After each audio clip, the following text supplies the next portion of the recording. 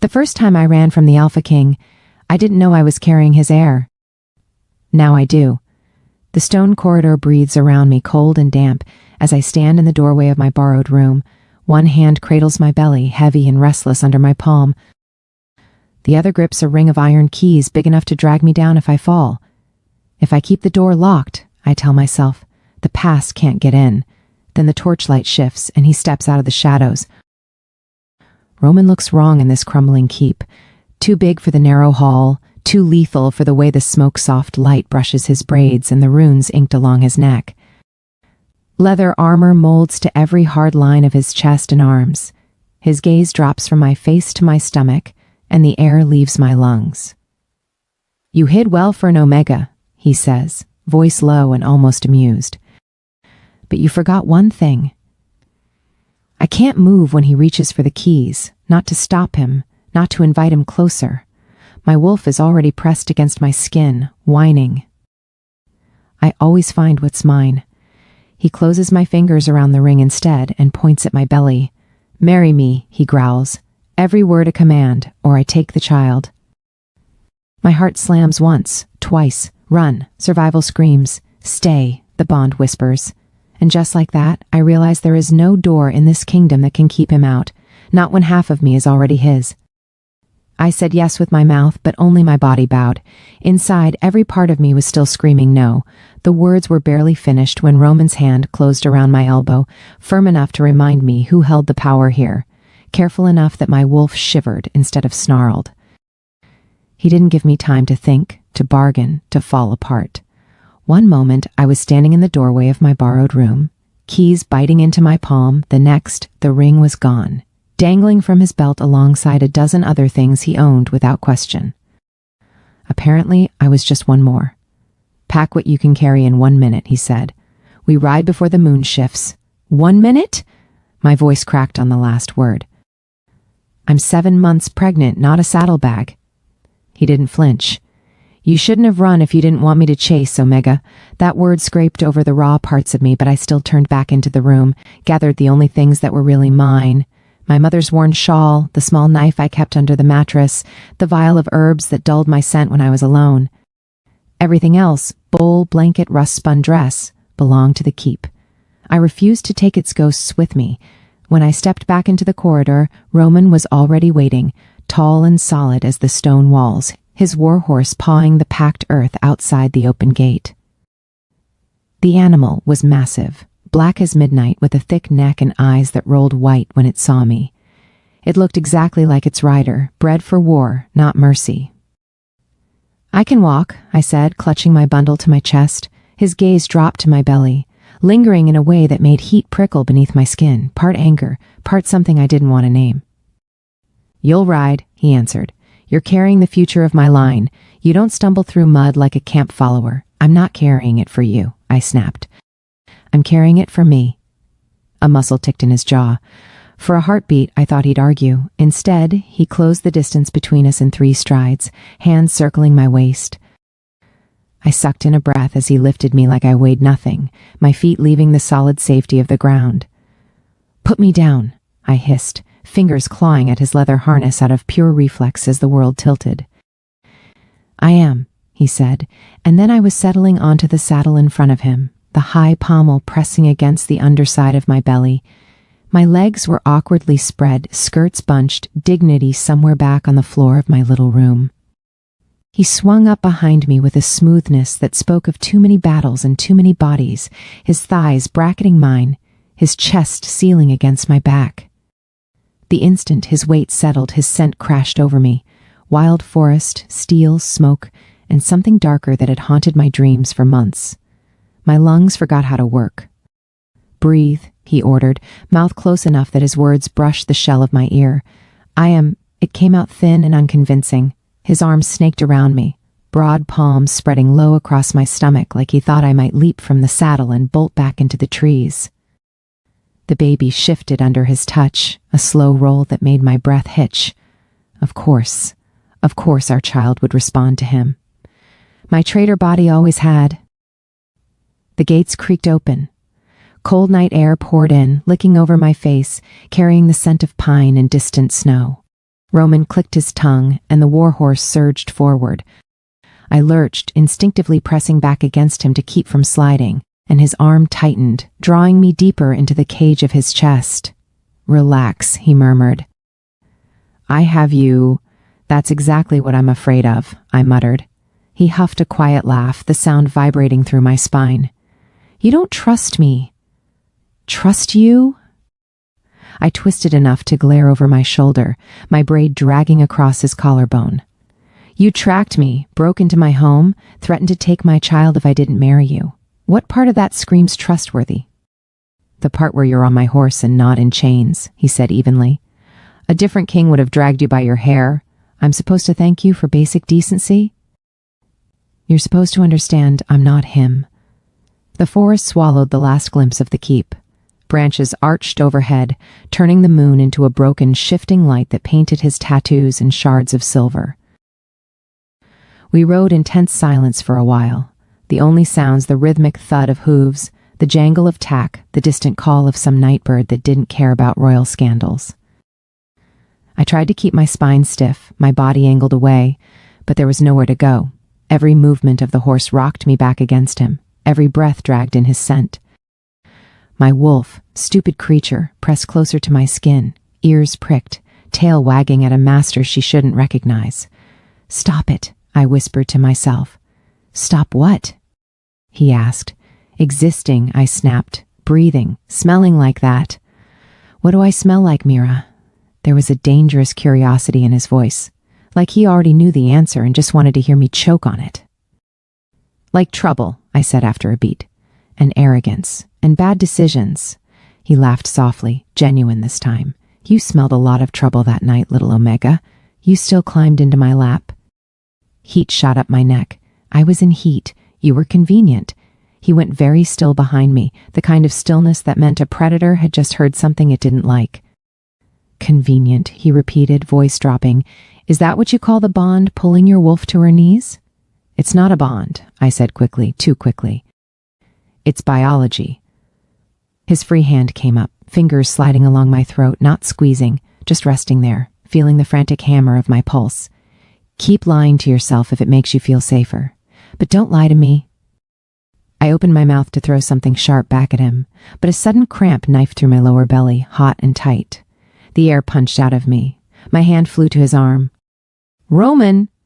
The name ripped out of me without a title, without thought. In an instant, the teasing was gone. He yanked on the reins. The warhorse skidded to a halt, snorting. His arm left my middle only long enough for him to swing down. Then he was reaching up, hands firm on my hips, guiding me off the saddle with a care that didn't match the leather and steel. "Where?" he asked, eyes already scanning me like he expected to see blood. I grabbed his wrist and pressed his palm to the tight, aching curve of my belly. "Here, it's just tight. It hurts." His hand spread wide, fingers splayed as if he could cover all of me. The heat of his skin bled through the thin fabric of my dress. He lowered his head, braids falling forward, lips almost touching where his fingers rested. "Easy, little one," he murmured, and I didn't know if he meant me or the baby. "You're not finished baking yet." Despite myself, I laughed, a short, choked sound. The pressure eased slowly under his touch, the cramp melting into a dull ache. I let out a shaking breath. "Better?" he asked. "Yes." I hated how small my voice sounded. He didn't move his hand. "You should have told me if you'd been cramping before." "I'm not giving you more reasons to lock me up," I said, but the bite was gone from my words. His gaze lifted to mine, something unreadable flickering there. "I don't need reasons. I have a kingdom and a decree for that, but I'd rather have your honesty than your obedience." I looked away first. The trees loomed dark around us, shadows stretching long across the path. The night felt huge and wild and full of teeth. Somewhere far behind, the keep's torchlight had already vanished, swallowed by distance. "Get back on," he said quietly. "We're a long ride from the capital." "I'm tired," I admitted, "and my back hurts." He stepped closer. "Then sleep. I'll keep you in the saddle." "I'm not." The protest died on a yawn. He helped me mount again, this time moving slower, making sure the saddle didn't jab my sore hips. When he swung up behind me, his arm wrapped around me without hesitation, his hand finding its now familiar place over our child. "Close your eyes, Mira," he said, low and rough against my ear. "You won't fall. I have you." It was foolish to believe him. It was suicidal to relax. But the steady sway of the horse, the deep rumble of his breathing against my back, the warmth of his body caging mine, my exhausted muscles stopped listening to my fear. My head dropped against his chest. His heartbeat thudded slow and certain under my cheek. For the first time in months, my wolf went quiet. I drifted under, hating the way safety felt like his arms, his scent, his voice promising things he had no right to promise. I fell asleep on the ultimatum ride, cradled against the man who had blackmailed me into marriage. And worse than that, I slept well. The capital doesn't look like home. It looks like a mouthful of teeth. Stone walls rear up on either side of the great gate, higher than I remember, bristling with spear points and watchfires. Banners snap in the wind above us. Roman's crest, a black wolf's head on a field of storm gray, flanked by smaller flags of allied packs. The last time I rode under them, it was as a nameless Omega brought to serve at court. This time, every eye tracks me. This time, I am the scandal. The gates creak open. Our horse passes beneath the portcullis, iron bars like fangs above my head. Inside the courtyard, alphas in polished armor drop to one knee as Roman rides in. Their combined scent hits me first. Sharp spice, iron, dominance layered thick enough to make my wolf tuck her tail. Behind them, Omegas hover in doorways and along balconies, hands folded, eyes empty. They don't bow. They don't have to. Their stillness is a different kind of submission. Roman's arm tightens around my waist, steadying me as I shift on the saddle. "Breathe," he says, low so only I can hear. "I am breathing," I answer, though it feels more like drowning. Stable hands rush forward as we stop at the base of the steps. Roman dismounts in one smooth motion, then turns and lifts me down as if I'm made of glass. The courtyard goes quiet enough that I can hear fabric rustle, steel clink. Every alpha within sight is watching to see what he does. Every Omega is watching to see what happens to me. A man steps out from the top of the stairs, robes brushing the stone, a ring of keys and sigils heavy at his waist. Counselor Hadron. His hair is thinner and whiter than I remember, but his eyes are the same, cold, calculating, always weighing. 3 other counselors flank him like vultures on a ledge. "Your Majesty," Hadron says, bowing just enough to be polite. His gaze flicks to me, to my very obvious belly, and lingers there with poorly hidden distaste. "You return with news, not news," Roman replies. "Fact." He takes my hand, lacing his fingers through mine. The contact sends a shock up my arm, the bond straining like a chain that's been pulled too tight for too long. "This is Mira," he says, voice carrying across the courtyard. "She is my chosen, my mate, and the mother of the heir you've all been howling for." The words hit the crowd like a thrown spear. A ripple runs through the alphas. Surprise, anger, hunger. The Omegas don't move, but their eyes sharpen, 100 tiny flares of interest. Hadron's smile doesn't reach his eyes. "Chosen, Your Majesty? Or stumbled upon?" His gaze slides back to me, slow as a blade. "Forgive my bluntness, but court rumors travel faster than riders. One heat, one night, and you ride home with an Omega ripe with child. Fortunate timing." A murmur, ugly and amused, moves through the gathered alphas. Heat burns my cheeks. I want to rip my hand from Roman's, to wrap my arms around my belly and shield the baby from their glee, their judgment. Roman's grip tightens.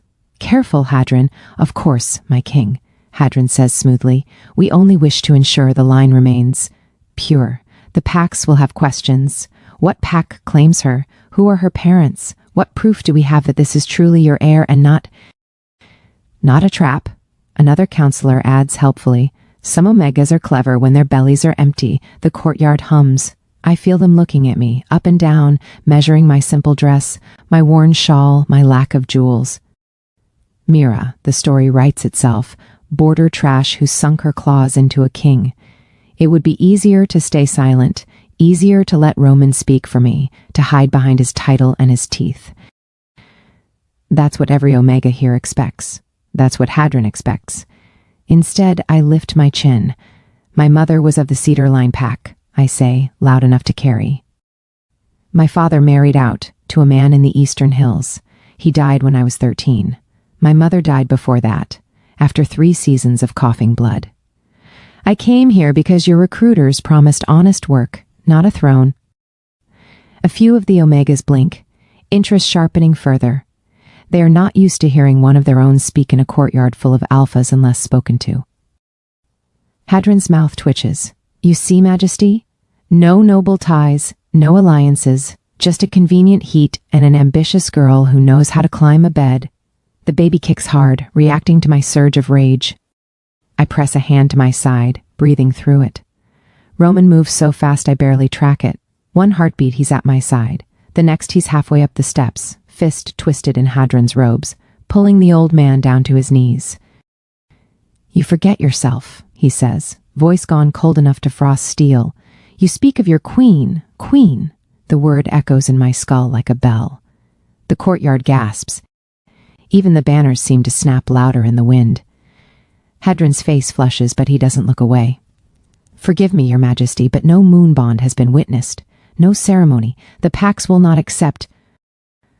Roman releases him with a shove and turns, facing the courtyard, the balconies, the open windows where servants crowd to stare. You want proof? He asks. You want a display to feed your gossip? Then in front of every alpha, every counselor, every hollow-eyed Omega, he does something I've only ever seen done in private, between mates or warriors sworn to each other's blades. He bares his throat, to me. His head tips back, chin lifting, exposing the vulnerable line of his neck. The runic tattoos there curve over the pulse point, beating strong and steady. The gesture is simple and enormous, trust and surrender and declaration all at once. He is a king. He is an alpha. And he is, in this moment, choosing to show his weakest place to an Omega no one here thinks deserves him. The courtyard goes silent, stunned. My breath catches. Instinct screams at me to step forward, to press my mouth to that offered skin and seal what he's just declared. My fingers twitch at my sides. The bond between us surges, wolf pressing hard against my ribs, whining with something like joy. But I stay where I am. If I move, this becomes a story they'll twist into whatever suits them. The scheming Omega who forced a king to his knees. The witch who bewitched him. The trap, I do nothing. And somehow that makes the gesture worse. Roman holds the position long enough to make his point, then drops his chin, gaze cutting back to Hadron. You question her, you question me. You call her trap, you call me fool. Is that what you wish written in the histories? Hadron bows low. No, Your Majesty. Then remember your place, Roman says. All of you. He descends the steps, takes my hand again, and leads me into the palace. The doors shut behind us with a boom that feels like the closing of a jaw. Inside, the air is cooler, scented with lavender oil and old stone. Servants scatter at our approach. Some bow, some just stare. I feel their eyes like hands on my back. Roman doesn't speak until we reach the wing that used to house visiting dignitaries. Now, if the guards flanking the hall are any indication, it's mine. You didn't have to do that, I say finally when we're alone enough that our footsteps echo. Do what? His voice is rough, frayed at the edges. Bare your throat, I answer. You just painted a bigger target on me. I painted it on myself, he says. That was the point. We stop outside a door carved with running wolves. My door, apparently. My prison. I pull my hand from his. Am I protection, Roman, or weakness? That's what they're all wondering now. Did you claim me to shield the throne, or did I crawl under your skin so deep you can't think straight? He exhales slowly, like he's been holding his breath since the courtyard. You think I don't know what they're saying? I know exactly what they're saying, I reply. I heard it in Hadron's voice, in the way the alphas looked at me. I'm the heat that trapped the king, the liability you dragged home, the soft spot enemies will aim for. So which is it? Am I a shield or the crack in your armor? For a long moment, he just looks at me. I hate that I can't read him. I hate that some part of me wants to. Instead of answering, he reaches past me and pushes the door open. Inside, firelight spills over thick rugs, a wide bed, a table already laid with food I didn't ask for. It smells like comfort and capture. "Come to the war room after you've eaten," he says. I blink. "Did you not hear me?" I heard every word. His gaze drops briefly to my belly, then lifts again. "You're asking the wrong question, Mira." Anger flares. "Enlighten me." He hesitates, jaw working as if he's biting back 3 answers before letting one out. "Ask me what I want for our child," he says quietly. "Then you'll know what I'm willing to be for you." The reply knocks the breath out of me. I was ready for denial, for arrogance, for him to tell me I'm nothing but a duty or a mistake. I wasn't ready for that. Before I can respond, he steps back, putting distance between us. "The war room," he repeats. "When you're ready." Then he turns and walks away, leaving me standing in the doorway of my new gilded cage, heart pounding too fast, 100 sharp questions suddenly tangled around a single fragile one. What do I want for our child? And what if his answer matches mine? The herb gardens are the only place in the palace that don't smell like him. Out here, the air is damp earth and rosemary, crushed mint and wild thyme, the faint sweetness of night blooming, flowers that don't care who sits a crown on their head. The walls are lower, the sky wider, the wind strong enough to tug strands of hair from my braid. If I stand in the right corner and close my eyes, I can almost pretend I'm back in the border hills, not trapped in the court of wolves waiting for a bond ceremony I never asked for. Almost. "You hide poorly, little queen." The voice comes from behind a hedge of sage, smooth as oiled steel. My wolf stiffens before I do. I turn and see him step into the path, an alpha, tall and broad, but where Roman is all rough edges and scars, this man looks polished. His dark hair is bound back with a silver clasp, his armor worked with delicate inlays, his cloak a deep hunter green lined with fur. A prince, if the signet at his throat is anything to go by. "I'm not hiding," I say, fingers tightening around the stem of the rosemary I've been pretending to study. "I'm walking in circles." He smiles faintly. "Around the same bed of plants. For 20 minutes, so he's been watching. Of course he has. Nothing in this place happens without someone watching." He bows, a graceful sweep that's more mockery than respect. "Prince Kale of the Northwind Packs at your service." "I didn't ask for your service," I answer. "Roman did," Kale says. "He invited me here to swear fealty at your bond ceremony." His gaze drops to my stomach, the swell pushing at the seams of my dress. "To the future heir," the way he says it makes my skin itch. "Congratulations, then. You'll get your spectacle." "Will I?" He drifts closer, boots silent on the gravel. "You don't look like a woman eager to be bound under the moon in front of the packs." "I don't look eager to talk to strange alphas in gardens either," I say. Yet here we are. His laugh is soft, almost approving. "You are braver than you look." "I look pregnant and tired," I say. "Bravery has nothing to do with it." He studies me for a moment, head tilted, as if he's weighing how hard he'll have to push before I bolt. Then, with a small sigh, he reaches into his cloak and pulls something out. It's a folded bundle of parchment, tied with a thin leather cord and sealed not with wax but with plain twine. No crest, no symbol, just paper. My heart stutters. "What is that?" "An exit," he says simply. "Forged travel papers, passage through my lands and beyond the mountains. Enough coin to buy a new name and a quiet life somewhere Roman's reach does not yet stain."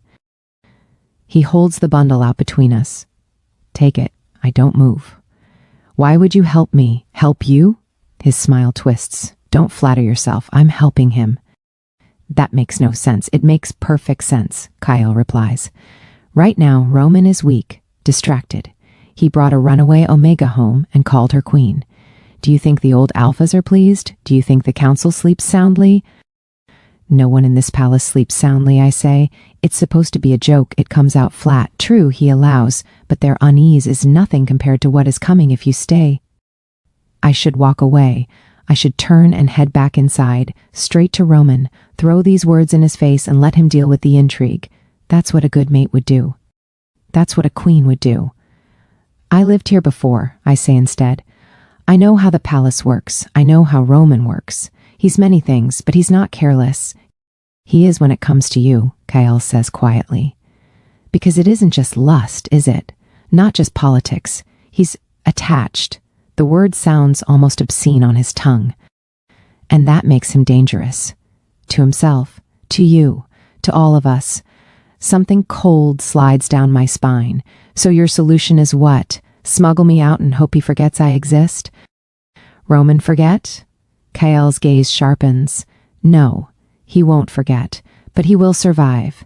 And so will the Pax. Explain, I demand. He glances around, though we are alone. The Omegas who tend the herbs have long since retreated, sensing alpha tension like a storm. Only the wind and the buzzing of bees remain. Have you heard the prophecy? He asks. I almost laugh. I grew up in a border pack. The only prophecies we worried about were whether the winter would kill us. This one is older, he says, and more specific.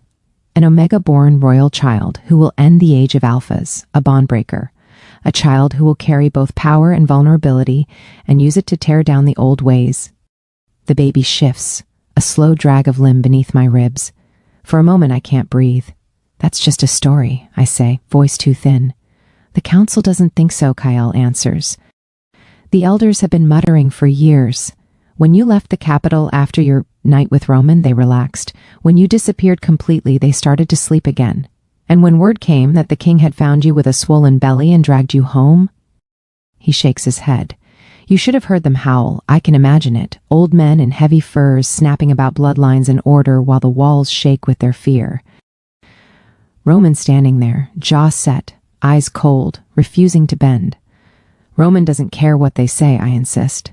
Now, Kael says.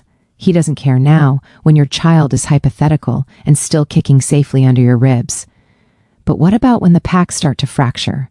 When the southern alphas refuse to swear to a bondbreaker? When war looms and the council whispers that one sacrifice could prevent 1,000 deaths? The wind sighs through the time, carrying his words straight into the hollow parts of me. I picture a council chamber, a noose made of prophecy and fear, a choice that looks a lot like the one he forced on me. You think he'd kill his own child, I say.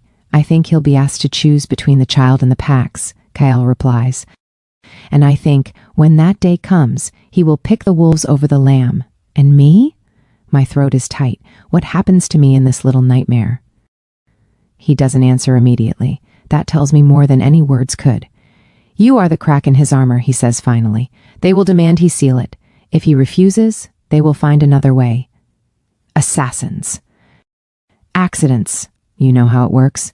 You lived under this roof. I do. Gods, I do. Leave now, Kael urges. He steps closer, the parchment bundle still between us. Before they decide your death is easier than your exile. Before the prophecy grows teeth, my hand lifts of its own accord. The papers look unremarkable up close. Simple parchment, worn edges, faint ink where names can be changed with a careful hand. Freedom never looks as grand as you think it will. You're certain these will work? I ask. I had them forged myself, he says. My sigil opens my borders. Once you're past the mountains, no one will follow, even Roman. You underestimate his stubbornness, I murmur. I underestimate nothing, Kael replies. And I know this. He will hunt you until he is bleeding and broken. But if you vanish cleanly without trace, the council will chain him to his throne. He will have no time, no men, no official excuse to search. They will say a true king does not chase Omega ghosts. Omega ghosts. That's what I'd be. A story told in low voices. The mistake he made before he remembered his duty. My fingers close around the bundle. It's heavier than it looks. If I take this and stay, I say slowly, what then? Then you're as foolish as he is, Kael says, and I will have wasted good parchment. He steps back, giving me space, giving me the illusion of choice. I tuck the papers into the pocket sewn inside my shawl. The baby kicks again, sharp this time, as if protesting or agreeing.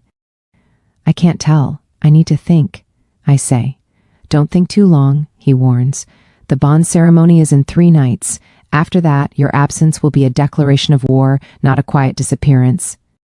He turns and walks away, cloak snapping behind him. I watch him go until the hedges swallow him, then stand there, breathing in rosemary and lies until my legs remember how to move.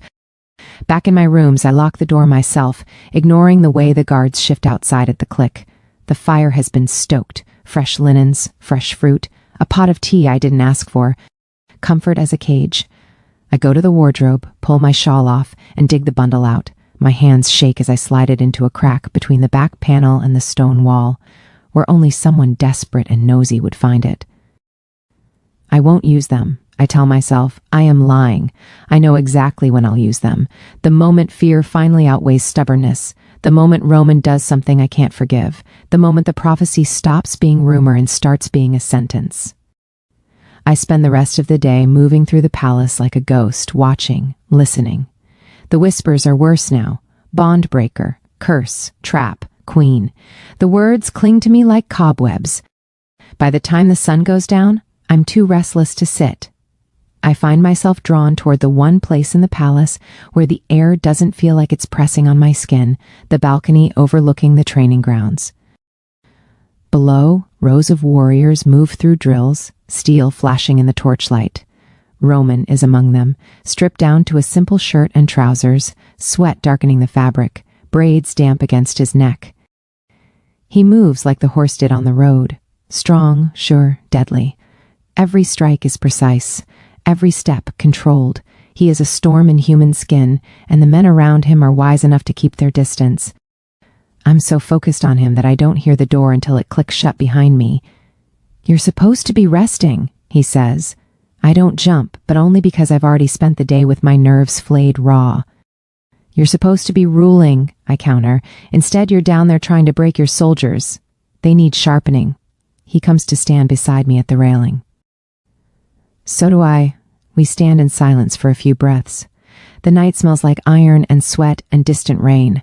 My hand drifts to my belly, stroking the curve where our child presses against my skin. "Is it always like this?" I ask finally. "This much, looking at me?" He huffs. "I'm the king. They look, they judge, they scheme at me," I say. His jaw tightens. "They are learning to fear me?" I scoff. "To respect you." He glances sideways at me. "To know that if they come for you, they answer to me. And if they come for you," I ask, "who do I answer to?" He looks surprised, like it never occurred to him I might worry about that direction. "No one. I've been answering to myself my whole life." "That sounds lonely," I say. "It is," he doesn't soften the word, "but necessary. My mother used to say, prey survive by watching the predators," I murmur. "Know where they sleep, where they hunt when they're hungry. That's the only way to live long enough to see spring." "Was she prey?" he asks. "We all were," I say. "Border omegas. We learned early not to draw attention, not to take up space, not to speak too loudly in a room full of teeth." "You're speaking loudly now," he says quietly. "That's because I keep forgetting you bite," I shoot back. He laughs, a rough, surprised sound. "You never forget. You just refuse to flinch." The admission warms something small and stubborn in my chest. We fall into another silence, this one less sharp. "What was she like?" he asks after a while. "Your mother..." I blink. Of all the questions he could ask, I wasn't expecting that. "Small," I say slowly, "smaller than me. But she walked like she was taller than every alpha in the village. She sang when she cooked. She swore like a soldier. When the cough took her voice, she taught me how to braid my own hair and said, 'If you can do this, you can do anything.'" He listens like every word is a map to a place he's never seen. "My father remarried," I continue. "He needed another pair of hands. She didn't like me much, said I took up too much space without earning it." "And you believed her?" he asks. "For a long time." I glance down at my belly. "Not anymore," he nods, once. "Good. What about you?" I ask. "Did your parents tell you you were born to take up all the space?" "My father did," he says. "He believed a king should fill every room until no one else can breathe. My mother..." He trails off, eyes going distant. "She thought a king should learn to stand aside sometimes, to listen, to bend. He called it weakness. She called it wisdom." "Who won?" I ask softly. "They both died," he answers. I'm still deciding. There's a vulnerability in his voice I haven't heard before, a crack in the steel. It makes my throat tight. "What do you want for our child, Roman?" I ask, the question that's been gnawing at me since the corridor. He exhales long and slow, like he's been waiting for me to ask. I want them to grow up in a world where they don't have to choose between being predator or prey, he says, where they can be both, or neither, where no one weighs their worth by their scent or their rank. That world doesn't exist, I say. Then we build it, he replies, brick by brick, law by law, and if the packs resist, I press. If they demand blood and sacrifice and prophecies fulfilled, his jaw hardens. Then they can find another king. My fingers curl on the stone rail, knuckles white. The forged papers hidden in my wardrobe feel like they're burning through the walls, whispering that there's another option, another path. Don't look so surprised, he says. I told you in the corridor, ask what I want for our child, and you'll know what I'm willing to be for you. I look at him then, really look, at the man who chased me across half the kingdom, who threatened me with the law, who bared his throat in a courtyard full of teeth, who is now talking about tearing down the world that built him. I am afraid. I am stubborn. I am not sure I believe him. But for the first time, standing there under the dark sky with the scent of steel and rain and rosemary in the air, I want to. The hall is so loud it takes a moment for the insult to cut through. Torches spit smoke along the stone walls, banners hang heavy from the rafters, and the long table groans under platters of meat and jugs of wine. Alphas press in on every side, laughing too loudly, boasting too easily, their sense a choking mix of dominance and blood. I sit at Roman's right hand, back straight, hands folded around my cup of watered wine like it's a shield. The baby rolls under my ribs, restless, as if they can feel the tension humming in the air. Then Lord Garin decides to speak. He's a minor noble from some valley I've never heard of. Armor a little too shiny, beard a little too oiled. The kind of man who thinks volume is power.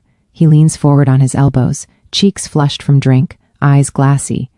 Of course we're all very grateful, Your Majesty, he says, words slurring just enough to be dangerous. His gaze slides to me, then drops with deliberate slowness to my stomach. Someone had to carry the air, even if it's just a temporary womb. For a heartbeat, I don't understand. The words slam into me out of order. Temporary, womb. A few of the nearer alphas choke back snorts. Further down the table, the sound is less restrained. Snickers, a couple of outright laughs. Across from me, an Omega pouring wine flinches so sharply she spills a splash onto the table. Another Omega at the far end stares fixedly at her plate, jaw clenched hard enough to crack teeth. Heat blasts up my neck, then drains so fast I go cold. My palm flies to my belly, instinctive and useless, as if I can shield the baby from being reduced to a function. I open my mouth, ready to say something that will probably get me exiled or beheaded. Roman is faster. He moves like the room doesn't exist, like there are no witnesses, no protocol, no kingly dignity to preserve. 1 second he's beside me, fingers loose around his goblet. The next he is halfway down the table, grabbing Garen's collar and yanking him forward. The crack of fist on bone is so loud it silences the hall. Garen's head snaps sideways. His chair tips. He crashes to the floor, a belch of blood and a wet gas bursting from him. A shard of tooth skitters across the table and lands near my plate. No one laughs now. Roman stands over him, shoulders heaving, knuckles already swelling and slick with red. When he speaks, his voice is quiet enough that the softest Omega and the most battle-scarred Alpha can both hear. Say it again, he murmurs. Call her a temporary womb. See if you still have a jaw to move. Garin wheezes, clutching his face. No sound comes out but a wet whine. Roman straightens, gaze sweeping the table, the benches, the balconies where servants hover, frozen. She is not temporary, he says. She is not a womb. She is my mate, my queen. You speak of her that way again, you speak of me. Think very carefully about the price. Silence presses against my ears. The only sound is Garen's ragged breathing and the faint drip of blood onto flagstone. Even the fire seems to burn quieter. Then, as if nothing happened, Roman wipes his hand on Garen's expensive embroidered collar, turns and walks back to his seat. Eat, he says, picking up his goblet with his uninjured hand. Or don't. I don't care. Conversation stirs in cautious, broken threads. No one meets my eyes. The Omegas look at me differently now, some with sympathy, some with something like hope, some with a wary kind of calculation. I stare at my plate. The food tastes like ash in my mouth. You should eat, Roman says after a while, not looking at me. You broke his jaw, I whisper. He insulted my queen, he answers. Your property, I say before I can stop myself. His head turns slowly. Is that what you think this is? What else should I think? I keep my voice low, pitched not to carry. You drag me back here, threaten me with the law, and then beat a man half to death for saying what the rest of them are already thinking. You don't get a medal for punishing the loudest one. His eyes narrow. You are shaking. I'm pregnant, I snap. And I just watched you rearrange a man's face. Forgive me if I don't feel like applauding. The muscle in his jaw ticks. We're leaving. I haven't finished. You haven't eaten, he cuts in, and I won't have you sitting here as their spectacle any longer. Get up, Mira. His tone leaves me with two options: obey or make a scene bigger than the one he just caused. The baby kicks hard, unhappy with the lingering tension. I push my chair back and stand. The walk out of the hall feels like crossing a battlefield. The weight of every gaze presses between my shoulder blades. Some are resentful, others curious, a few openly fearful now that they've seen just how fast their king's temper snaps. Roman doesn't touch me until the doors close behind us. Then his hand settles at the small of my back, warm and steady, guiding me down the corridor. I shrug him off the second we're alone in my rooms. You shouldn't have done that, I say. Which part? He asks, voice dangerously calm. Stopping a man from reducing you to flesh at my table? Making a spectacle, I bite out, proving exactly what they think, that I'm your temper's favorite toy. He exhales, long and slow, as if counting to 10 in a language I don't know. You'd prefer I say nothing? I'd prefer you listen, I shoot back. He opens his mouth. I don't let him speak. I cross to the wardrobe, drag it open, reach into the crack in the back where the stone doesn't quite meet the wood. My fingers close around the bundle I'm pretending not to think about all day. The forged papers are warm from the hidden space, the leather tie rough against my skin. I turn and throw them at his feet. He doesn't flinch, though the bundle hits hard, scattering a couple of loose pages across the floor. He stares at them, then at me. What is that? He asks. My choice, I say. Or it was until you stomped it across the hall. He bends, picks them up, flips one open. I see his eyes skim the neat false name, the forged seals, the sigil pressed into the corner. Kale's work, Kale's promise. How long? Roman asks. How long have you had these? Since the garden, I say. When your dear ally decided to make sure you didn't ruin yourself over an inconvenient Omega and her inconvenient child. Why didn't you tell me? His voice is low now, too soft. Because you never asked if I wanted to stay, I say. You asked if I would marry you. You asked if I would obey. You never once asked if I wanted this life, this palace, these eyes on me. He did, and he offered me a way out. His jaw works, and yet you're still here. For now, I snap. Do you know what I'm afraid of, Roman? Truly afraid of? He looks at me like he's bracing for a blow. Tell me, I'm afraid that I will vanish into these walls, I say, the words tumbling out hot and ragged. That I'll become a story your servants tell. The Omega who gave the king his heir and then disappeared into the nursery. I'm afraid your council will decide I'm too loud, too stubborn, too low-born, and they'll take the raising of our child out of my hands for the good of the kingdom. My throat tightens. I push through it. I'm afraid I'll look up one day and realize my world has shrunk to your bed and four walls, that my child will grow up speaking the council's language, thinking their thoughts, while I stand in a corner like furniture. I'm afraid I'll become exactly what he called me at dinner, a temporary womb with a story tacked on. The last word cracks. I press my lips together. Roman steps forward, slowly, as if approaching something skittish. Look at me, Mira. I do. I don't know why, but I do. His eyes have gone darker, the gold burning around his pupils. When he speaks, it isn't in the common tongue. The old pack words roll off his tongue, thick and heavy, carrying weight I can feel in my bones, even if I don't understand every syllable. While I draw breath, he says, voice rough, no law, no counsel, no prophecy, no threat will take this child from your arms. While my heart beats, any hand that reaches for them or for you, will lose more than fingers. I swear it by blood and bond and bone. The air feels different when he finishes. The old words settle on my skin like a cloak. Break a vow spoken like that, and the punishment isn't just political. It's spiritual. It stains. You can't promise that for everyone, I say, quieter now. I can promise it for me, he replies, and I am the one they have to kill to get to you. What if they try? I ask.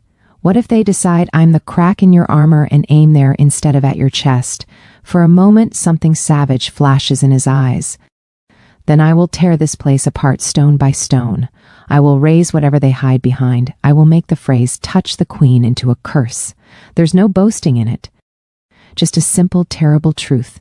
The papers on the table seem flimsy now, thin parchment trying to stand against a storm. That isn't very kingly, I murmur. Then they chose the wrong king, he says. We stand there, breathing the same air, the distance between us full of things we haven't said. The baby shifts, a slow roll against my ribs, impatient. Come here, I say, surprising myself. He hesitates. Then he closes the space, stopping half an arm's length away, as if I might still bolt. I take his injured hand, battered knuckles, drying blood, and guide it to the curve of my belly. The baby kicks, sharp and certain, right into his palm. His breath stutters. His fingers spread, trying to cover as much of me as they can. His thumb trembles once, then steadies. They know you, I whisper. Or they're complaining I shook the table, he says. But his voice is soft in a way that makes my chest ache. This time, I don't clamp down on the bond. I let it rise, warm and heady, flowing from his skin into mine, from mine into the tiny life between us. For a moment, there is no counsel, no prophecy, no insult ringing in my ears. There is only his hand, my body, our child punching back at the world. Just a little, in that sliver of night, I choose the cage. Just a little, I believe him. The palace has been holding its breath for 3 days. Preparations crawl into every corner. Omegas hustle through corridors with bolts of pale fabric and baskets of flower petals. Smoke from sacred herbs drifts under doorways, clinging to hair and skin until everything smells faintly of sage and sweet resin. Somewhere beyond the walls, the training grounds echo with howls as warriors run their drills under the waxing moon, their voices threading through the stone like another kind of incense. Tonight the moon will watch me say yes in front of everyone. They bring my dress just as the sky begins to bruise purple. It's softer than anything a border Omega has any right to wear. Layers of fabric that shimmer between white and silver, catching the light like frost. Silver thread has been worked into the bodice in tiny running wolf patterns. So fine I only see them when I shift. When the seamstress tightens the laces, the dress settles around my belly, not hiding it but framing it like a proclamation. You wear it well, my lady, she murmurs, fingers deft at my spine. I wear it like armor, I say, trying to keep my breathing steady. She smiles without arguing, smooths one last wrinkle, and slips away, leaving me alone with my reflection. The girl in the polished metal looks like a stranger, hair braided back and looped with silver charms, mouth painted the barest shade darker, shoulders bare above royal cloth. Only the eyes are familiar, too sharp, too wary for a woman about to be celebrated. I lay both hands on my stomach. This is for you, I tell the baby, voice barely above a whisper. Remember that when you're old enough to yell at me. They kick hard enough to nudge my ribs. I take that as an answer, a knock. Then Roman fills the doorway. He's in ceremonial black, lines of his crest picked out in storm gray and silver at his shoulders. His braids have been pulled tighter, his tattoos stand stark against his throat, and though he's left his usual visible weapons behind, he still looks like he could kill a man with nothing but his hands and a bad mood. His gaze sweeps down me once, slow and stunned, then comes back to my face. For a moment the king is gone. It's just the man who found me in a crumbling keep and said, "Marry me," like a threat. You're staring, I say, because my heartbeat is suddenly ridiculous. Get used to it, he answers. I may never stop. Heat rushes up my neck. Then we should go before your council decides I bewitched you. Too late for that, he mutters, but he offers his arm. I take it, fingers resting lightly on the crook of his elbow, and let him lead me out. The binding courtyard has been transformed. Torches ring the open space, flames bowing and straightening in the wind. White petals have been scattered over the stone like snow, already crushed under the boots of arriving guests. Above us, the full moon hangs huge and bright.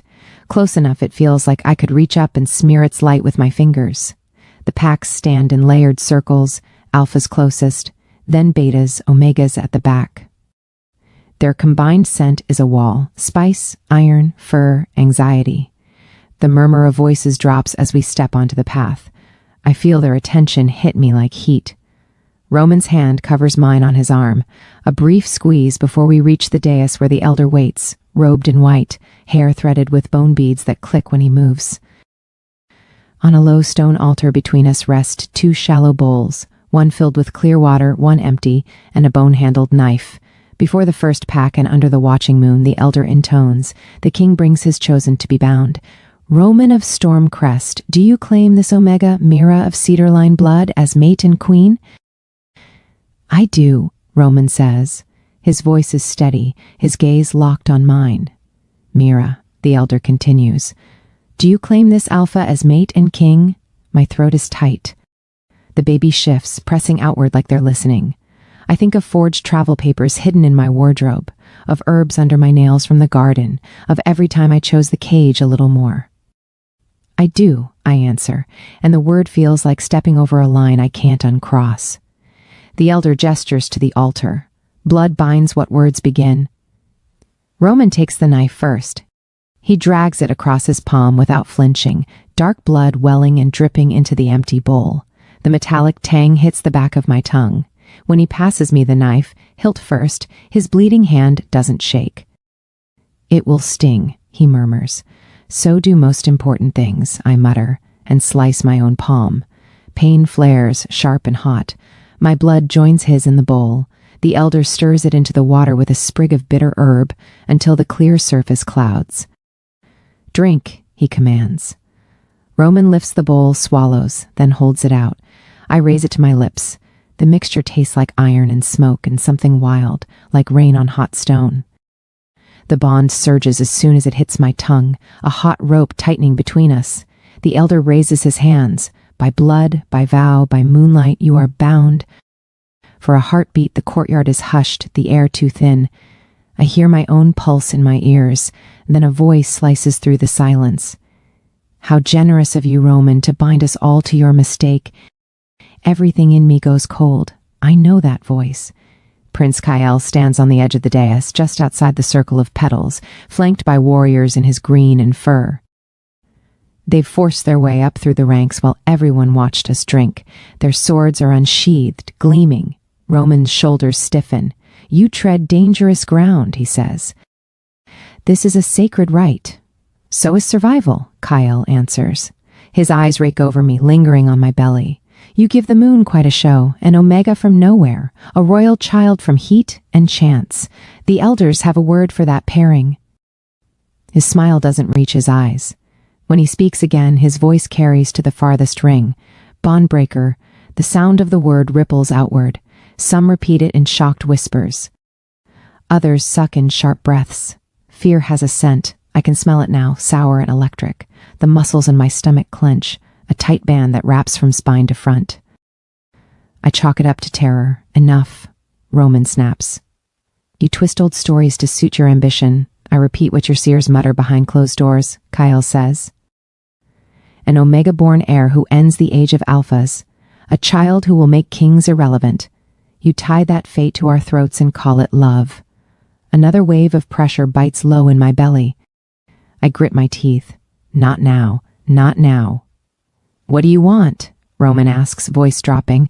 Danger hums under every syllable. Kyle spreads his hands as if it's obvious.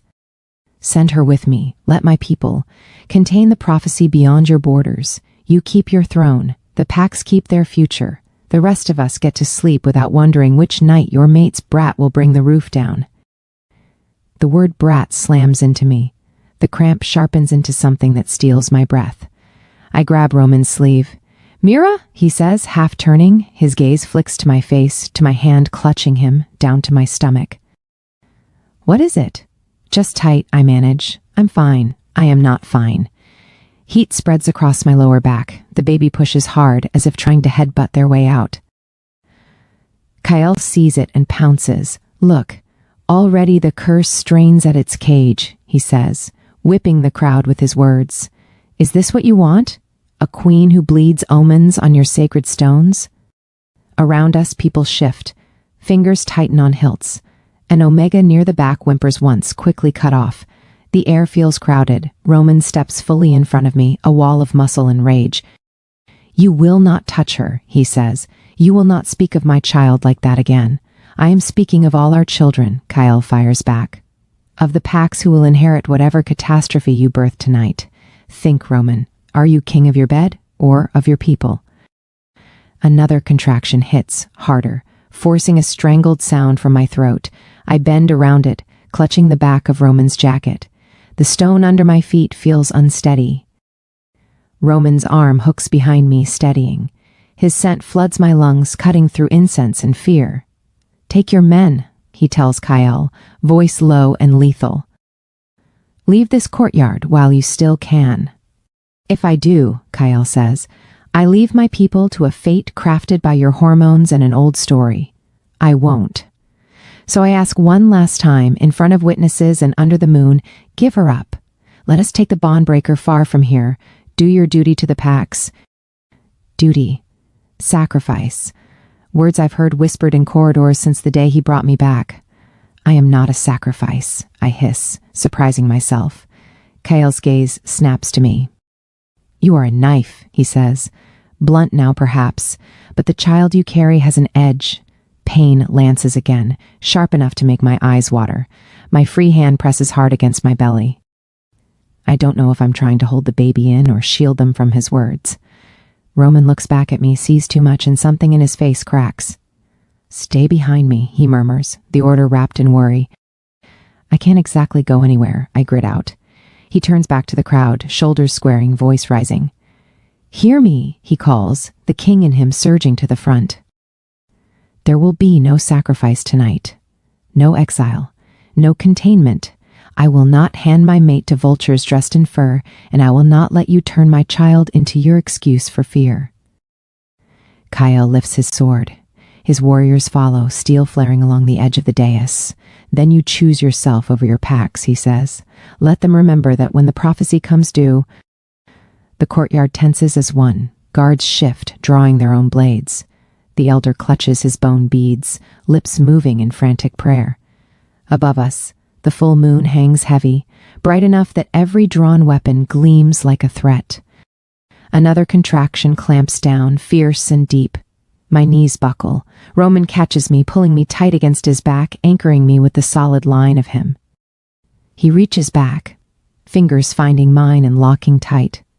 "Any man who steps toward my mate," he announces, voice ringing like struck iron, declares war on his king. The words land like stones. Kyle's eyes narrow. The wind tugs at his green cloak, at the banners above. The entire courtyard hangs on the next movement. Steel sings as more swords clear their sheaths. My womb clenches again, a sharp, undeniable rhythm.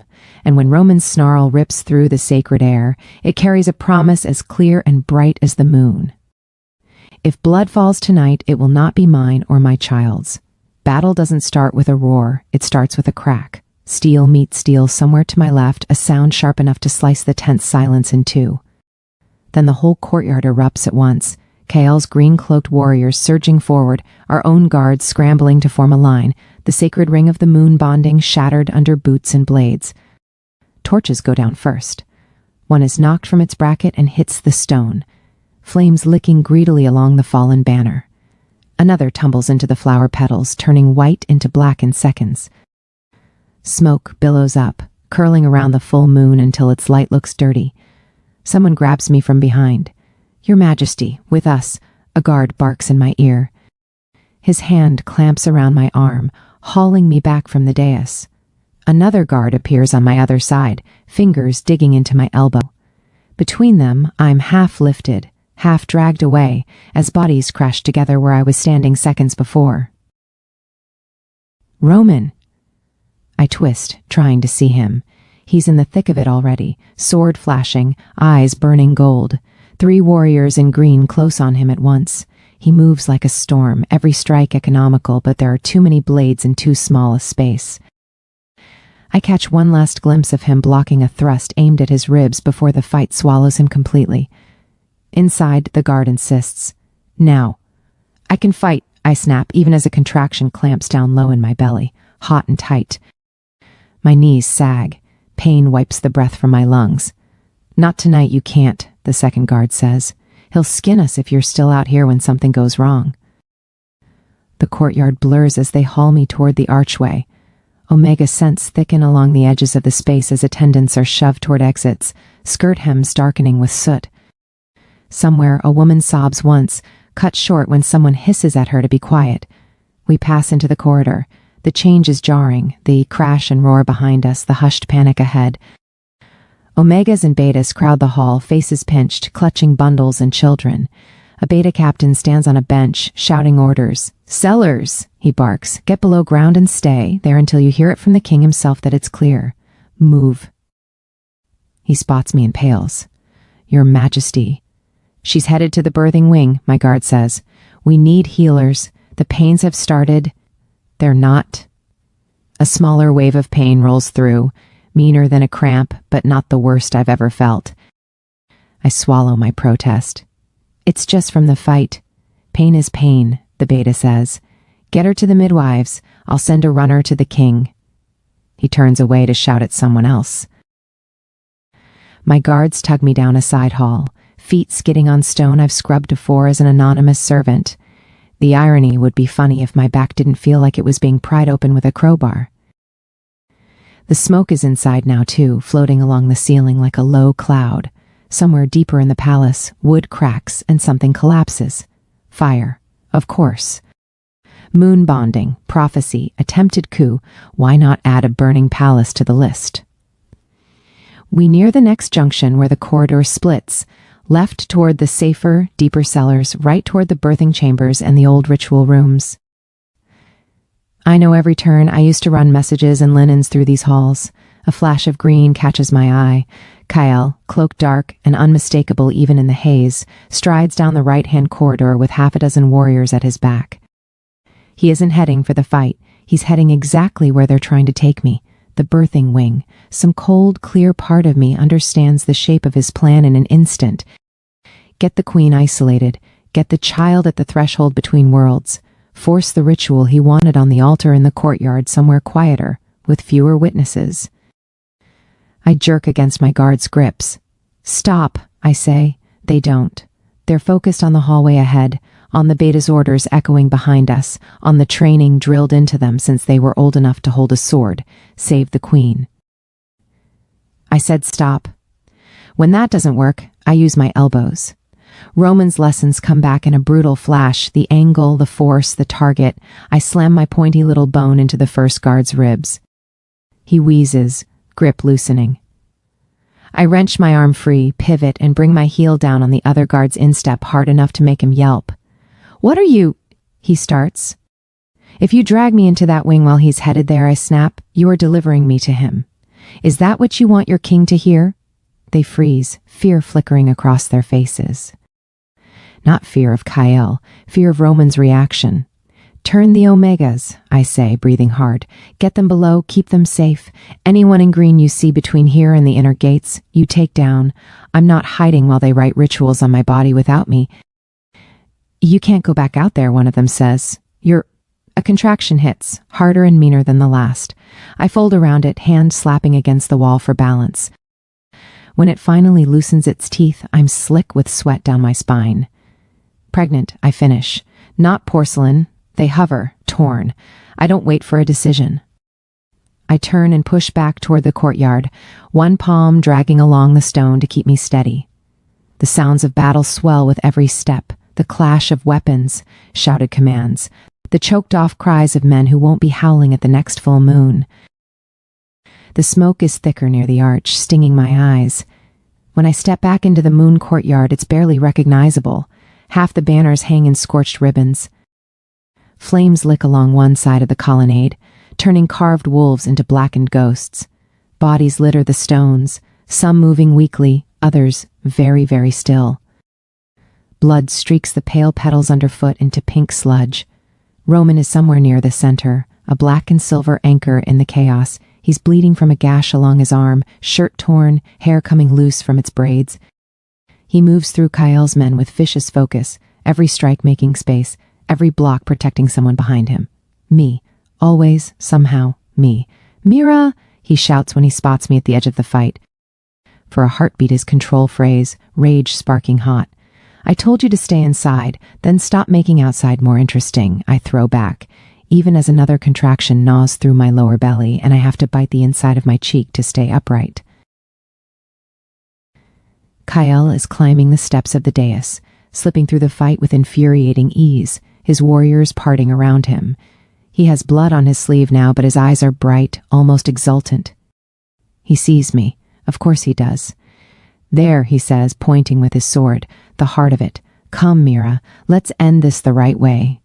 Two of his men move to intercept Roman, forcing him back down toward the base of the steps. Roman cuts one down, but the second presses him hard, their swords striking in a shower of sparks. More bodies flood the space between us. I stumble forward, dress dragging at my knees, weaving through gaps where I can, ducking instinctively when blades flash too close. I nearly trip over a fallen warrior, ours, not theirs. His eyes track me as I pass, dazed but alive. "Go," he rasps. I see him, I mutter. By the time I reach the dais, Kyle is already on it, hand outstretched. He snatches my wrist and hauls me up the last steps. "You've been very troublesome tonight," he says through his teeth. "Thank you," I pant. "I try." He drags me to the altar. The bowls from the ceremony are still there, one overturned, mixing blood and water into a dark puddle on the stone. The knife lies abandoned nearby, bone handle streaked red. "This is where it should have happened," Kyle says, snatching up the blade. His eyes glitter. "Before your king let sentiment ruin it." He catches my other wrist, twisting both behind my back with surprising strength. The knife kisses the sensitive skin at my throat. Below us, Roman roars, lunging, but a knot of fighters grapples him back. For once, he's too far.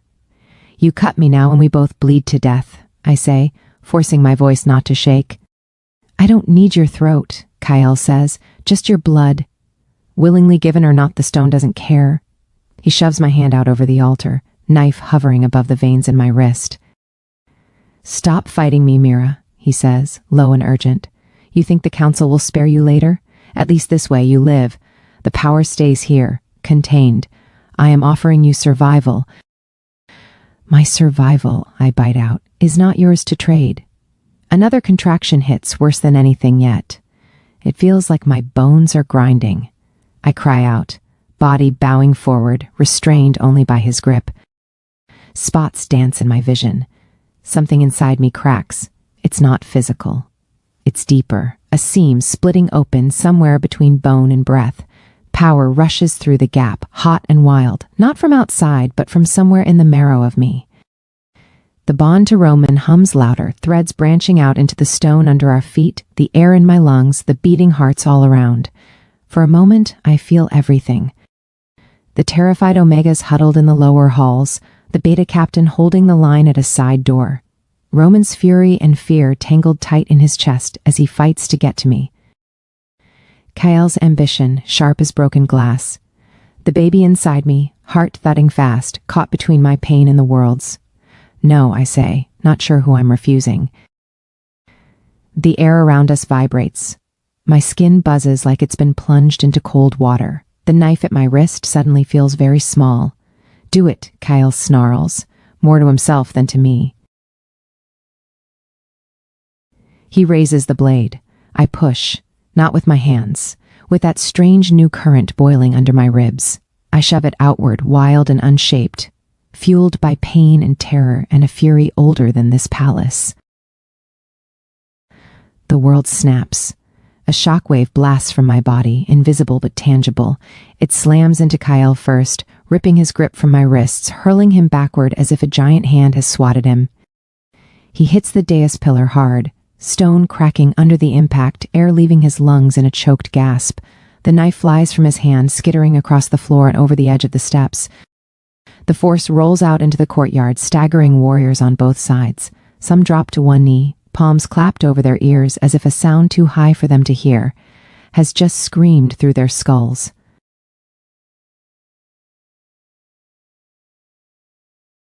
Torches gutter. Flames jump sideways. The elder's beads snap, scattering bone across the stone. Roman stumbles too, catching himself on his sword. His head jerks toward me, eyes wide.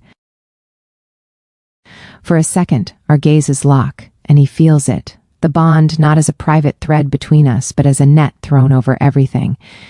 Mira, his mind seems to say without words. Then, later, the contraction lets go all at once, leaving me shaking and hollow. My knees buck. I catch myself on the edge of the altar, breath sawing. Kyle groans, sliding down the pillar.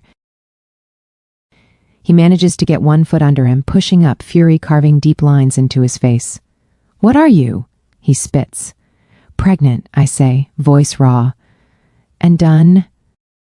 Roman reaches the dais. He takes the steps 3 at a time, blood-streaked and furious, and hits Kyle like a storm.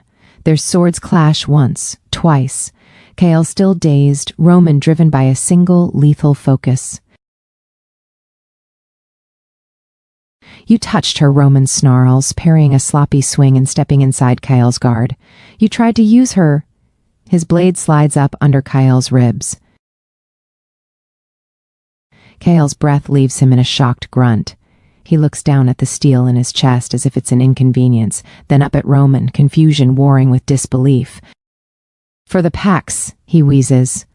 "For my mate," Roman says, and rips the sword free. Kyle collapses, cloak pooling around him, blood spreading across the white-smeared stone like a dark sunburst. His warriors hesitate, some dropping their weapons outright, others snarling in denial. Roman doesn't take his eyes off me.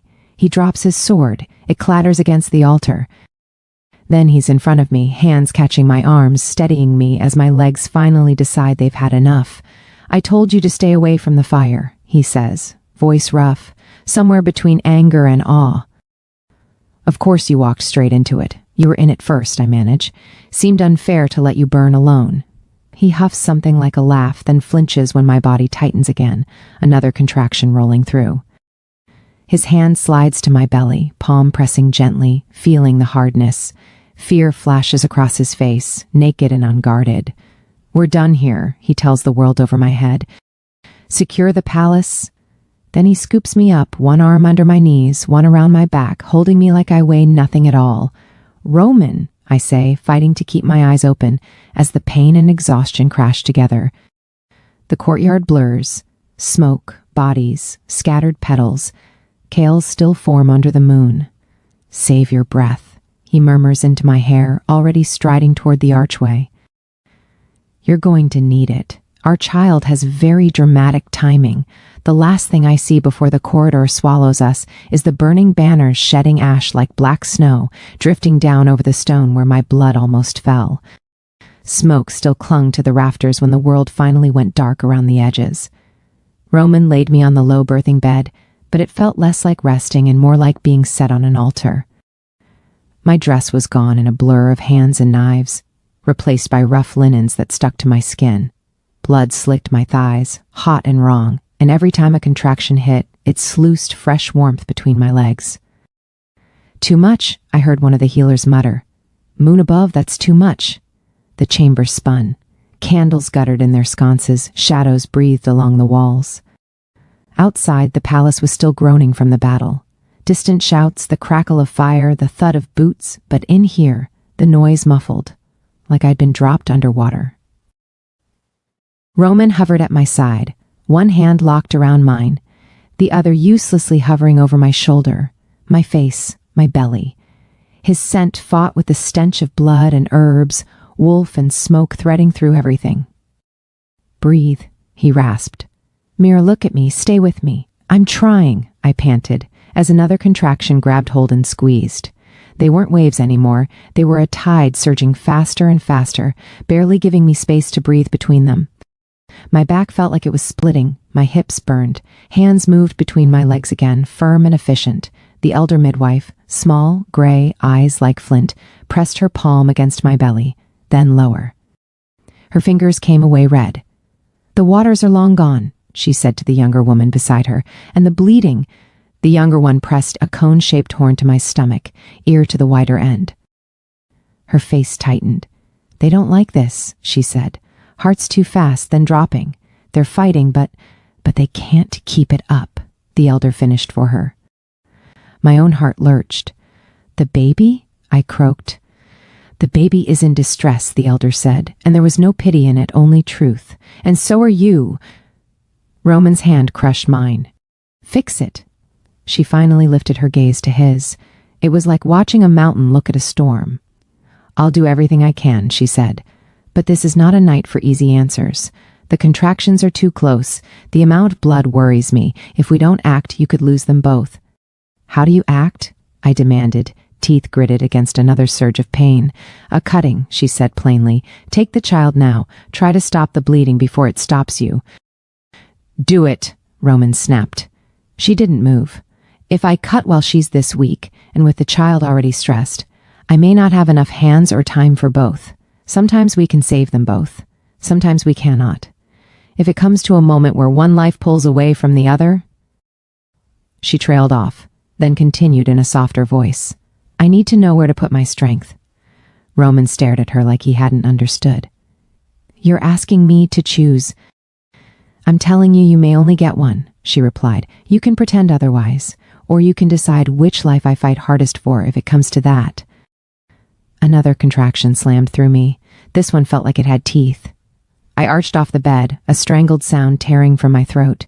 When it eased, my limbs trembled. "Stop talking around it," I gasped. "Say what you mean." The elder sighed. "If I fight for the child, I may lose the mother," she said. "If I fight for the mother, I may lose the child. I cannot promise both, not with how things are." The room shrank, the air going thin. I heard my own breathing, loud and ragged. Roman's fingers were shaking around mine now, his jaw flexed, muscle jumping. "There must be another way," he said. "Some potion, some— There is no magic that makes blood go back where it came from," she cut in. "You've seen men bleed out on battlefields, Majesty. You know that. This is the same war, just a different front." He flinched at that. For a second, he looked like he had in the courtyard when Kyle threw the word bondbreaker into the air, like someone had ripped open his chest and held up something ugly inside.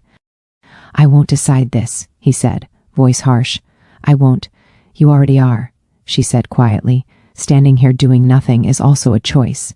It just guarantees the worst of all outcomes." I squeezed his hand hard enough to grind bone. "Roman!" He looked down at me, and the king slipped. All that was left was the man who had chased me across half the kingdom and then vowed to burn it for me. "They need an answer," I said. My voice shook, but the words were clear. "You have to give them one—" His eyes were wet and furious. "Don't ask that of me." "I'm not asking," I whispered. "I'm telling you, because if you don't, and we both die, I will haunt you until the end of your days for wasting the one thing you could control." A strangled sound escaped him, somewhere between a laugh and a sob. He bowed his head for a heartbeat, shoulders shaking, then lifted it again with something carved into place behind his eyes. He brought our joined hands to his lips and kissed my knuckles, the gesture jarring against the iron stink of the room. "I once threatened to take our child from you," he said, voice raw. "Told you I'd tear them away if you didn't bend." "I remember," I said. The memory flashed through me, his body caging mine in my doorway, his words a blade pressed to my throat. "Marry me, or I take the child." "I was wrong," he said simply. The two words sounded like they cost him more than any war. He turned to the healer. "You save her." Her chin lifted. "And the child?" "If you can save both, you do it," he said. "You fight like the moon herself is watching. But if it comes to one breath, one stitch, one life—" His voice broke. He forced the words out anyway. "You choose Mira, you let the air go." There it was. The mirror held up, the ultimatum reversed. "Marry me, or I take the child" had become "lose one, or I lose you." The chamber went very quiet. Even the crackle of far-off fire seemed to dim. "As you command," the elder said. There was no triumph in it, only a terrible kind of respect. Another contraction raked through me, harder, closer. I couldn't hold back the scream this time. It ripped up my throat, tearing my voice raw. Roman's free hand came to my hair, smoothing sweat-soaked strands away from my face. "Stay," he murmured over and over, like a litany. "Stay with me." The healer shoved a roll of cloth between my teeth. "Bite," she said. "You scream yourself hoarse, and it'll be harder to breathe when you need to." Cool liquid was poured over my belly, my thighs. Tools clinked softly on a tray, steel kissing steel. The elder's fingers were steady as she positioned herself. She looked at Roman one last time.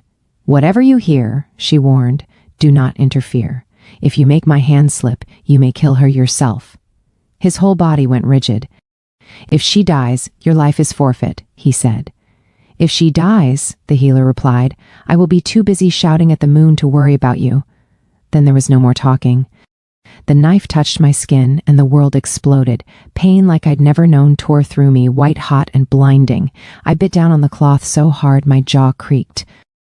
Voices blurred into a single sharp line, steady, deeper, there, hold her. Blood scent flooded the air, thick and coppery. My body felt split, half on the bed, half hovering somewhere above it, watching. Roman's forehead pressed to mine. His breath hitched with every sound I made. I felt his hand on my cheek, thumb rough and gentle, as if he could anchor me in my own body. "You're here," he breathed. "Stay here. Don't you dare leave me." I wanted to tell him I wasn't planning on going anywhere, that I'd chosen this madness, this cage, this man, that I wasn't finished yelling at him yet. But all that came out was a muffled groan. Somewhere lower, the healers moved fast. I heard scraps, cord, too tight, hearts dropping. Again, I couldn't tell whose heart they meant. Mine? The baby's? Both? The room tilted. Dark crept in from the corners, thick and heavy. The cloth between my teeth tasted of salt and iron. My fingers, still twined with Roman's, went numb. His voice followed me down. "I chose you," he whispered, as if I might argue. "Remember that. I can lose a throne. I can't lose you," I tried to answer. To say, "You idiot, I wanted both. You were supposed to find a way." But the darkness surged, swallowing words and pain alike. The last thing I felt was his grip, desperate and unyielding, and somewhere under my ribs, a faint, fluttering kick. The stubborn heartbeat of a child who hadn't agreed to any of this, fighting to stay with us despite the choice that had just broken both their parents open. Silence is the first thing I notice. Not the sharp, waiting silence of a battlefield, that one hums with tension and teeth. This is muffled, layered with the soft crackle of a low fire and the faint rasp of someone breathing too carefully. My body feels far away, wrapped in cotton. For a moment I float between waking and whatever came before, unsure if I'm actually inside my skin or just hovering above it. Then weight returns. Ache follows. A deep, dragging soreness runs across my lower belly, like a line drawn in fire and then left to smolder. My throat feels scraped raw. The air tastes of boiled herbs and old smoke, with an undercurrent of something milky and warm that makes my chest tighten before I understand why. There's a hand around mine, rough, calloused, wrapped so firmly that the bones in my fingers creak when I try to flex. The thumb moves in slow circles over my knuckles, over and over, like whoever owns it is afraid that if they stop, I'll vanish. I peel my eyes open. The ceiling beams swim into focus first, dark wood smudged with soot from the night's fires. Then I tilt my head and see him. Roman sits in a chair crammed so close to the bed that his knees knock the frame.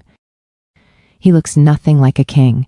No crown, no armor, no war leathers, just a plain dark shirt clinging to shoulders that slump as if someone cut the strings holding him up. Stubble shadows his jaw. His braids are half undone. His eyes are the worst, sunken, bloodshot, hollowed like he hasn't blinked in hours. "Hey," I croak. It comes out more breath than sound. His head snaps up. For a heartbeat, he freezes, staring like he doesn't trust what he's seeing. "Mira?" he says, and my name shatters in the middle. His grip on my hand tightens. "You're awake." "Unfortunately," I rasp. "You look terrible." A broken laugh punches out of him, half relief, half disbelief. "You almost died," he says. "You're allowed to find a kinder opening." I'm consistent, I mutter. Then the fog in my mind clears enough for panic to slip through. The baby. A thin, outraged wail slices across my words. The sound comes from the far side of the room, sharp and high and very much alive. My heart lurches so hard I try to sit up, but a sheet of pain pins me in place. My belly protests, bandaged and sore, the line of stitches burning. Easy, Roman says quickly, leaning in. Don't move too fast. Don't tell me what to do. I snap on instinct, but my voice trembles. They're here, he says, and something in his face transforms. The fear doesn't disappear, but it loosens, making room for something so raw and tender it steals my breath more than any contraction. The younger healer rises from a low rocker in the corner, a small bundle cradled against her chest. The crying spikes as she crosses to us, tiny fists punching the air from within soft blankets. They have opinions, I whisper. Wonder who they get that from, Roman murmurs. The healer lowers the bundle into my free arm with careful hands. Support the head, she instructs, though my body is already curling around the baby like it's been waiting to do this for years. The weight of them is a shock. They're small, frighteningly small, but solid, heavier than they look. Their faces scrunched, mouth open in a furious O, cheeks flushed from the effort of existing. A shock of dark hair curls damply against a soft skull. One flailing fist finds my chest and scrabbles there, insistent. Hi, I breathe, as useless an introduction as any. They blink up at me, and their eyes, for a heartbeat they're bright molten gold, sharp and assessing in a way that is pure Roman. Then, like clouds sliding over the sun, the color shifts, draining into familiar gray. My gray. Gold flares again at the edges, then settles back to slate. Oh, I whisper, that's dramatic. Roman leans closer, unable to keep his distance. His hand hovers a few inches above the baby's head, not quite daring to touch. They fought, he says quietly. When their hearts slowed, when yours did. You both fought. Of course we did, I say, though the memory is shredded, pain and darkness and his voice refusing to let me go. Did you doubt us? Never, he lies, and we both know it. The door opens with a soft scrape. The palace seer slips in, robes still dusted with ash, hair frayed from the night's chaos. She looks older than she did the last time I saw her. Eyes deeper, shoulders bowed by something heavier than years. I will be brief, she says, voice low. I know this is not a time for politics. Then leave, Roman says immediately. In a moment, her gaze finds the baby in my arms and softens. I owed you more than hints, Mira, and I owed this child more than fear. I tighten my hold. You called them bondbreaker, I say. You let the council twist that into doom. I said the old way of ruling would not survive them, she replies. The council heard what they wanted to hear, the end of their comfort, the end of rule by fear. They turned it into the end of alphas. And it isn't? Roman's tone is knife-sharp. She shakes her head. The vision was always chains, not just on omegas, but on you as well. Bonds used as shackles, mates used as leverage, fear written into every law. I saw those chains snapping. I saw wolves forced to stand on something other than terror. So our child doesn't end the line, I say slowly. They end the way the line behaves. Yes, the seer steps closer, staff tapping lightly against the floor. They are bondbreaker because they break the old bindings, the idea that an omega's worth is her womb, that a king's power is measured by how many people cower, that prophecy is a cudgel instead of a warning. They carry both your blood and his, both instincts. They will make a new shape neither side quite understands yet. Roman's jaw works. His hand finally settles on the blanket near the baby's feet, huge fingers barely brushing tiny toes. And the war? He asks. The fractures? You saw those too. I saw struggle, she admits. Change always brings it. But I also saw you two standing where kings used to stand alone. I snort softly. We've been doing that all week. Her mouth twitches. Then perhaps the future is already bending. She inclines her head to the baby. Bondbreaker, you were never meant to erase your people, only to make them better or see them fall by their own choice. She turns to go, then hesitates. One more thing, she says, looking at Roman. I saw you choosing majesty, not crown, not prophecy. Them. Her gaze flicks between me and the baby. The moon does not often give second chances. Don't waste this one. Roman's throat works. Get out before I remember to be angry with you. She leaves without taking offense. The door clicks shut. The room shrinks back down to the three of us and the low crackle of the hearth. For a long moment, no one speaks. The baby quiets, settling into a series of soft grunts and snuffles against my chest. Their warmth sinks into my bones, chasing away lingering cold. Roman reaches up, pulls something from his hair. A thin silver circlet bent slightly out of shape. I hadn't realized he still had it on. He looks at it for a breath, then drops it. The crown hits the stone floor with a dull, unceremonious clink and rolls under the bed. Is that symbolic? I ask. Very, he says. He shifts from the chair to his knees beside the bed. The sight punches the air from my lungs more than the pain ever did. The Alpha King on his knees is something stories invent, not reality. But he's here, level with my face, eyes raw. I'm not speaking as king right now, he says quietly. I'm speaking as the man who chose you over an heir and thought he'd have to live in a world without either. Tears sting the backs of my eyes. You're terrible at light conversation. I'm out of practice. His gaze drops to the baby, then back to me. Listen to me, both of you, once, before the council slithers in here with their scrolls and for the good of the pack's nonsense. His hand rests more firmly on the blanket over the baby's legs. They kick in response, small heel thumping his palm. His voice roughens. They will try to turn you into a weapon, he says. Into a banner. Into a story they can wave around to justify whatever they're afraid of. They did it to me, long before the crown ever touched my head. They'll do it to this child twice as hard.